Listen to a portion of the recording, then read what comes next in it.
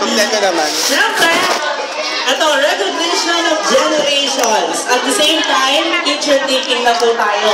And kung may pin-repair po kayo ng mga jingles ninyo, it's time para iparinig at ipakita sa amin yan. Okay, unahin natin ang intermission. Itong sexy ito eh. Ito, ayaw magtatalo na ang Brosio family, mga nakapin. Diba?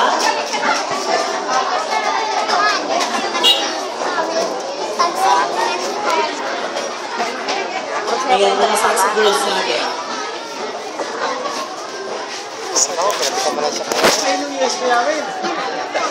Ay, kayo yung laptop. Sa laptop po. Hindi na tinik-tik eh, no? Ay, yung airport na natin.